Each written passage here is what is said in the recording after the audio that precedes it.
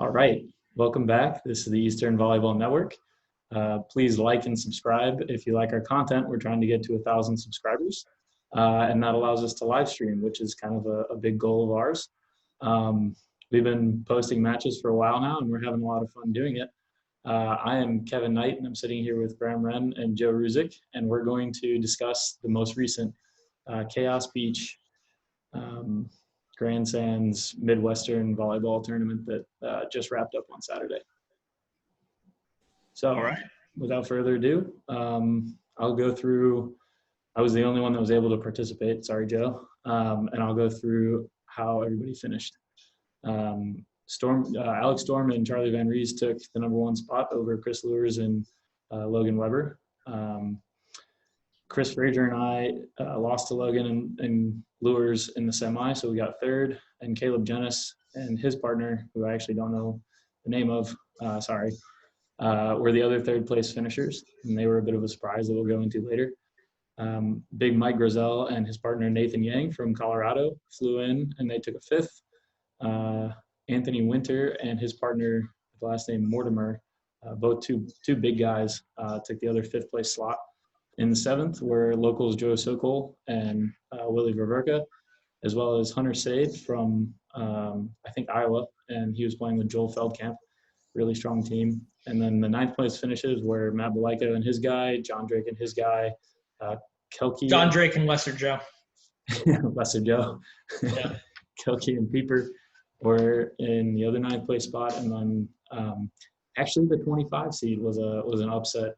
With a ninth place finish, Burek and Seibert, something like that. So yeah, guys, if you have any questions about the event, I can try and answer them from what I remember. But what are your thoughts and reactions to how this whole thing shook out? I mean, I think first and foremost, we got to talk about Weber and Lewers not winning, right? kind of a shocker. I think probably most people would have, if they were going to bet the house on the tournament, they would have bet Weber and Lewers. We're gonna take it in pretty convincing fashion. And they got beaten not once but twice by Van Ries and Storm. Van Ries really taking the tournament by storm. So I knew it was coming. Yeah. Joe, what's your thoughts on that? Yeah, no, that was it was the final that I predicted. It got there in a little bit more roundabout way. I had Lewers and Logan beating them the first go around to get straight through to the crossover unscathed, and then beating them again in the finals. And I mean, I think the most pivotal match of the day, as I watched from my couch, was the COVID couch. The first match against those guys, or between those guys, I should say, it seemed like Lewers and Logan were pretty much in command, kind of what you would think would happen. I mean, Logan made a couple blocks, Lewers made a couple digs, and it was just a lot of frustrating side-out play from them with little pokies and, swings when necessary. And they were doing just enough, but halfway through both games, it seemed like Storm and Van Ries made just those couple plays, get one block on Lewers and then pick up a dig on a shot and turn those into points. So they kind of really it felt like stole that first match, which was pretty, disheartening for Chris and Logan. And then I think what made the difference was forcing them to play 2 extra matches when they had to drop down to the contenders. I guess it would only be 1 extra match really, but forcing them down into the contenders and then, giving them a tough semifinal against you guys. No offense to the other side, Caleb made it through right with his guy. Mm-hmm. But you had to kind of pin that as sort of the better route. If there is such a thing at the semifinal point of the day, but they just made their lives a lot tougher on themselves. They say it's, difficult to beat the same team twice in a day, but I mean, you could kind of tell physically Lewers, that the day had taken a toll on him. So it was, it got to a point where Logan was passing 3/4 of the court and kind of jumping in front of Chris to try to take serve receive. And, I think that instills a little bit of hope and faith in the opposing team. If you got one guy that's kind of on his last legs and really struggling to get through points, let alone side out and play at the level Chris expects of himself. So I think that was kind of the pivotal match. I mean, you wouldn't expect Chris and Logan to lose somebody twice, but clearly Chris was kind of compromised once they got to that final. I mean, don't take anything away from Storm and Van Reese. Obviously, they played great, and if you watch them play throughout the day, I mean, Alex got a lot of the serves, but that dude's a freak. I mean, he is, just athletically light years above, most players at 6'2" or 3, whatever he is, and he just murders the ball. So, I mean, he sides out at, a crazy clip, and even if you do sneak a block on him here or there, the way that he attacks the ball really opens up shots when he wants to defer to that. So if you can block him at the net like Logan has an ability to do, you still have to play pretty true defense, and his shots are just dangerous. So congrats to those guys. It was a great tournament, and a lot of people streamed content all day, which made my life a little bit easier. But, it was high-level play for November volleyball. Yeah, the Michiganders taking it home. What's that? I said the Michiganders taking it home. Yeah, exactly. If you don't mind me asking, Joe, what do you got going on in the TV in the background? What match is that? This would be a semifinal match. This is Kevin Knight and Chris Frazier playing against Chris Lewers and Logan Weber. Just like to study good matches and good volleyball. I mean, 4 just super high level players. So, I mean, no reason to have it on other than I love good volleyball. Yeah, just not the first set. We missed 7 serves before the technical timeout in the first set. So where did you guys go wrong against them? I take a lot of the heat myself on this. There were some famous last words that Chris Frazier had in the first set of the first match of the day. So on my brand, I am I'm extremely loud and extremely energetic from point 1 to whenever I finish. And so I was screaming my head off and smashing the ball. And we beat the first team like 21-14, and then the second set was really close, 21-18 or something like that. But I'm just like hammering balls the whole time and screaming and doing whatever. And after the first set, Chris Frazier on his live stream walks over to his wonderful fiance, Anna. He goes, "Real high energy this one. I don't know if I'm going to be able to keep this up all day. We're probably going to tire out if we do." Literally in the semi, I'm going back to hit jump serves, and I'm like, I don't know if I'm getting out of the sand. I think I foot faulted 3 times in that match. I don't normally foot fault, and I really kind of shot myself in the foot using that same pun by kind of burning out as much as I could early on. Obviously, Frazier and I were a new partnership, so I was like, part of it is you're trying to show your partner that like you're all in and you want to perform super well with somebody you've never played with, especially at the level of Chris Frazier. But that really came back. I know it was only like our fourth or fifth match of the day, but it really came back in that semi to kind of haunt us because you could kind of tell from the match that neither Chris or I were really elevating as much as we were in previous matches. And again, like Logan and Chris came in with a good game plan against us, but you can't win a set of volleyball missing 7 serves. And the second set was way better serving wise, but it also reflected itself. There was a 17-18 switch, and we didn't pull it out in the end, but it was like that was what I would imagine our Frazier and I as a team would do with Logan and Lewers. I think we're probably pretty comparable. I think they're probably on paper a little bit better because they've got better chemistry, but I thought we were going to be like tooth and nail the whole time. And so who knows earlier in the day if we'd caught them then what we would have done, but I think it was much more of a matter of energy for us. What was their strategy against you guys if you're not too scared to give that away? I mean, it looked like deep you the entire match. No, so their strategy at first was that they knew that whenever I come out in big matches, I really want to get served. I'm always very excited to get served and then get energy up, kind of get my blood going and start jump serving. And so to combat that, they went straight after Frazier from point 1 till I think after the tech. They were still giving him pretty much every ball and just letting him go to work, letting Logan go to work against Frazier. And they jumped out, I think, to a 5-0 lead in the first set. because I mean, I don't think Frazier or I expected him to get every ball. And then once Frazier kind of locked in, I don't think he missed another side out point the rest of that set, hitting Logan in the noggin twice and then screaming about it, which was awesome. But sorry, Logan. And then they switched over to me, and yeah, it was a lot of deep floaters, and then short floater and the deep floater.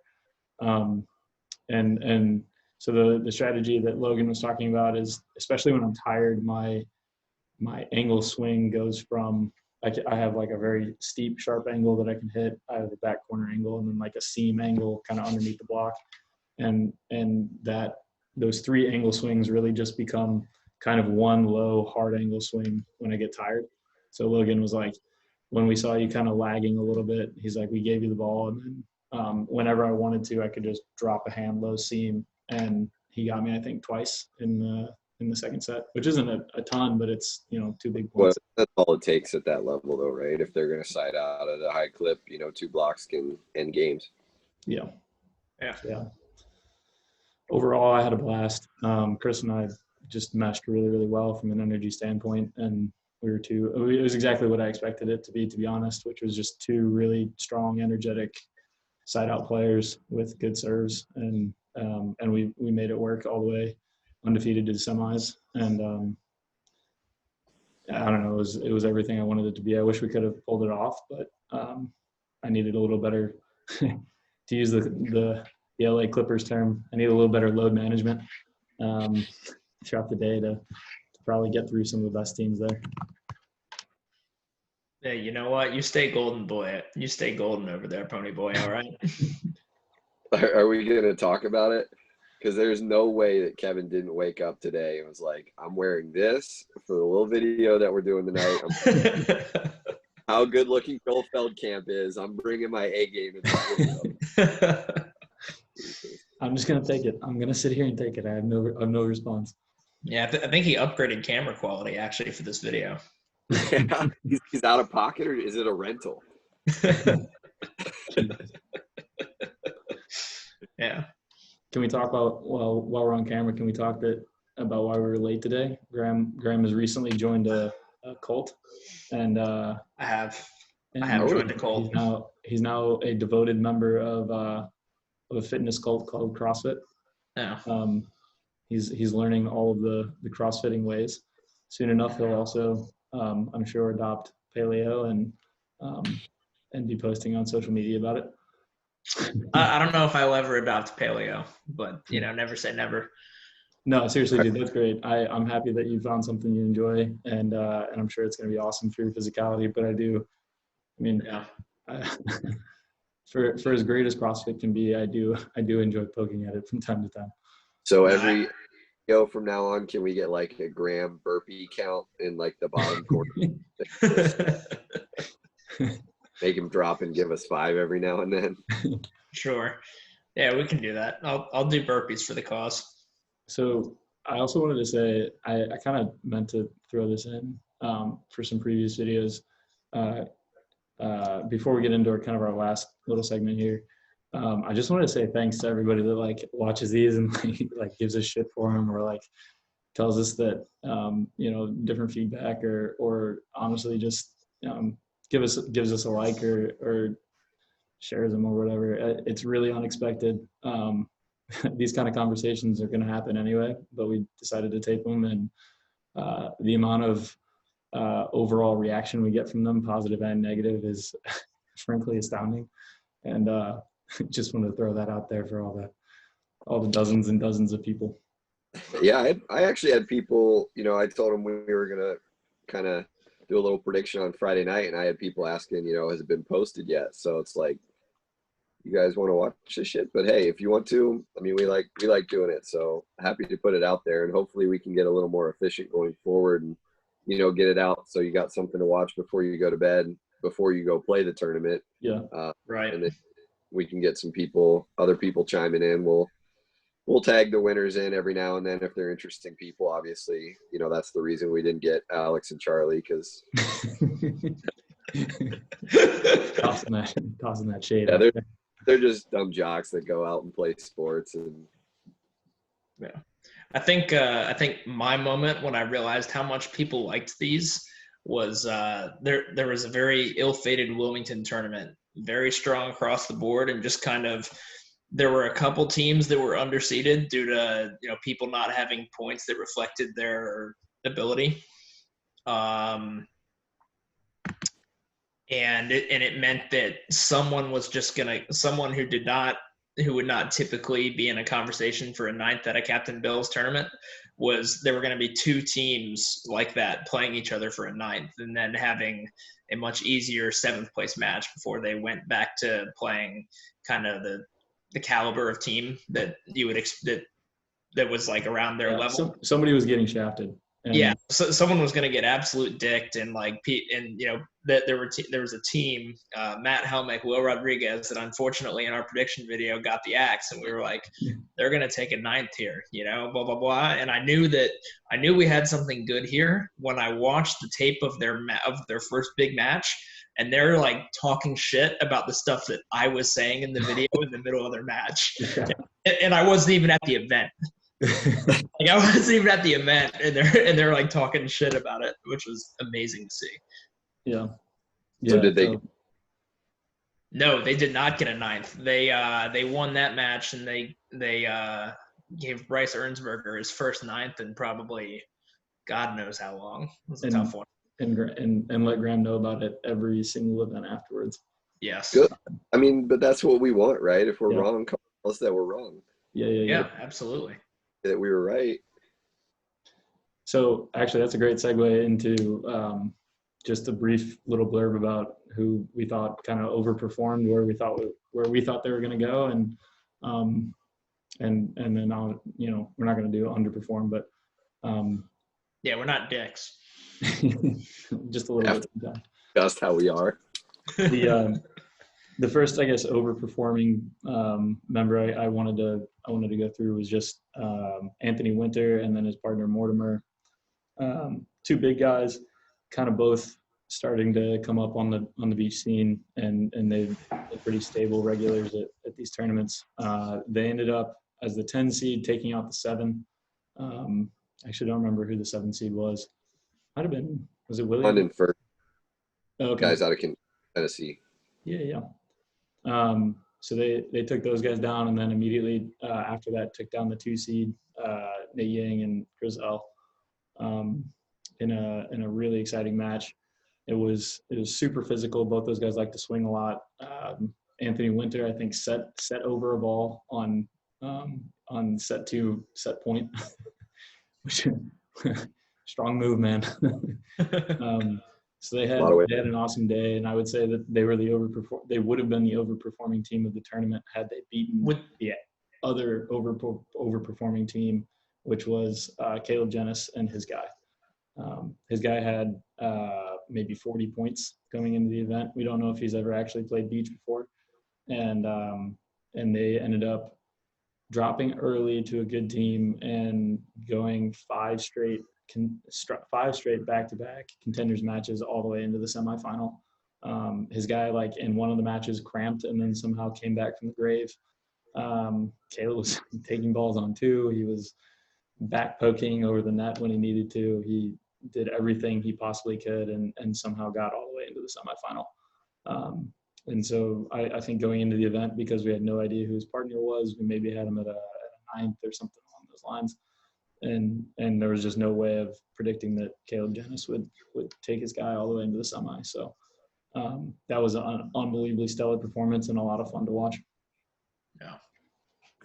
Yeah, I watched Anthony streamed all day, so I got to watch a lot of their matches. So I was, when you have kind of an unknown team like that, I know he's played with this guy, Phil, that he's really familiar with most of the summer. So I don't know his relationship. I think it's Alex Mortimer, if I'm not, I could be wrong on that first name, but they look pretty solid from the start. And, it's, as a Midwesterner, like it's kind of like protect this house, even though, Anthony's from, up in Cleveland. I would still consider him somewhat local because he plays a lot of tournaments with us.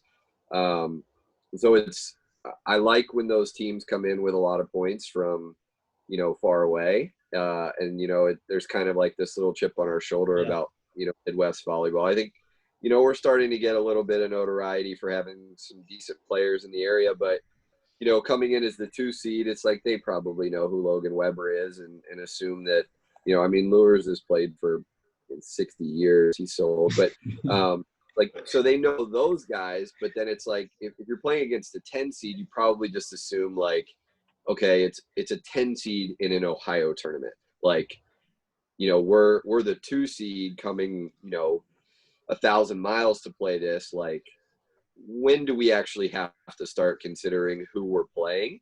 And it's a pretty quick wake up call. I think it was at their second match of the day. Yep. It would have been their second match of the day where they're like, all right, now we got to buckle down. And, once you lose that, then it's like, now we got to buckle down because we drop another one and we're done. And then you're just kind of trying to climb back up. Now they did a decent job. I think they worked back up to that 5th place game, but, at that 5th place game, you're about to play a pissed off team that just dropped to get into the crossover. And you got Logan and Lures. And that's an exceptionally pissed off team. Yeah, exactly. So it's like, good for Anthony and his partner. I think that they represented really well. I know you and I were texting a little bit because Caleb's partner was cramping, and we thought that, that gave Anthony and his partner a pretty good chance to sneak into that crossover. But, like you said, Caleb kind of did whatever it took, and his partner, And another technically a Midwest team, Yeah. Yeah. And it's where are we drawing the boundaries here? Yeah, because Caleb's from South Carolina, but they go to Ball State. Okay, yeah, fair enough. So, so I didn't watch much of that match because I think I was playing at the time. Lures was playing the other side, so I was watching that. But yeah, I mean, it was a good tournament. I would say all top 5 teams were all pretty good. And then some of those, who was 7th? JoJo and Willie and Joel and his partner, who Yep. I was talking to Joel throughout the day, and I got to watch a little bit of their matches. And Hunter is super solid. Oh, yeah, from Iowa. Nobody really knows about him, but he plays EVP events, and dude jump serves, and he's 6'7", physical blocker. What EVP events have they had in the past 2 years? I have no idea, but they're close with the guy Ross that runs them, and so he showed up in Paradise Ocean Club for one of Dave Keeter's EVP events, and that's where I met him and got to play against him. And he's done some other EVP events, I guess, in Iowa and Michigan. I was going to say, knowing the EVP, they're probably injecting the players with COVID before the tournament and then having them play the event. Like, that's probably what the EVP is up to right now. We used to have a couple of them around here. We had one in Fort Wayne a couple years ago, and it was like, I played with Logan, and it was maybe a 6-team tournament, and it paid out way too much for 6 teams, but they're expensive to play in. Yeah. And like, they just like randomly pop up in cities, and sometimes you're like, they had one in Charleston a couple years ago. I think they pulled some locals off the bench that were in overalls that hadn't ever played before, just to get to 4 teams. Like, they were just trying to have that tournament. So yeah, I mean, I hope that they're doing all right and they can have more events. Obviously this year is just a wash for a lot of places, but the more volleyball that's out there, the better it is. Iron sharpens iron, right? So the more we get to play against each other, we're just going to be more competitive and better off for it. So, well, I guess to wind us down, I want to say thanks to Grandstands, thanks to Corey for putting on another great event. All the Ohio guys were absolutely awesome to hang out with. Chris Lures, thanks so much for hosting me last minute. The douche that I was going to stay with kind of bailed on me. Do you want to plan for the same thing in December, and I'll just bag it on Thursday? No, Joe, I love it. I wish we could have gotten to do the initial prediction video live. We would have had internet. I think you're pretty reliable on that front. I was about to say, Chris Lures has been playing volleyball so long that like Wi-Fi wasn't around when he started playing volleyball, and that's why he still hasn't gotten Wi-Fi. Apparently. It's not a utility that he considers necessary in 2020. Yeah. By carrier pitch tournament. But to use the Travis McWhirter line, I'm glad that the heart of beach volleyball still beats strong in Ohio. Oh, it's so corny. Just We courtesy we Joe. can't sit on that, please. What do we want to end on, Joe? How do we want to end our chaos? Literally anything but that. I want to hear Graham talking about how happy he is that he predicted you guys to get third and you got third. I mean, I'm honestly not thrilled about it because so part of me is thrilled because secretly I'm always in Kevin's corner when he goes to these tournaments, and I'm always rooting for him to do better than better than the prediction is, or I'm rooting for him to win. Also, truthfully, it's just too damn entertaining to watch Kevin freak the fuck out when I predict him to lose. So, like, the incentive to predict him to lose gets stronger and stronger each video. And we kind of hit the tipping point when he was like, "You've literally never seen either of these teams play," and I was like, "I've got." but that video's on the cutting room floor, but for those of you that don't know, on Friday night we did try to do this and the connection was bad and we lost like half of it. But Graham had him dropping to the 2 seed, Grizel and Yang, and was at the game to get into the crossover. Yeah. And Kevin freaked out, sent us messages on the side through chat, through our text, and just completely signed. Graham and I did like 40 minutes on our own just because Kevin refused to him losing to a team we didn't know anything about. Yeah, because it literally started. It literally started as Joe going, I got faith in Kevin and Frazier against this team that we don't know. I think I think Kevin and Frazier bring a lot of strong things to the table. Blah blah blah. So I think that they'll win, and we're gonna go with who we know. And then you were like ready to move on to the next match, and I was like, now hold on, not so fast. Like brought it back to the match and outlined, a bunch of bullshit reasons for why I thought the other team was going to win. Instead it came down to a coin flip, and volley God spoke in that moment. All right. Well, with that, I think we'll sign off. For us? Huh? You have a quote for us or like a lullaby or something we can sign off on? No, thanks for staying under 30 minutes. Thanks for watching. If you got to this point, click like and subscribe. Deuces.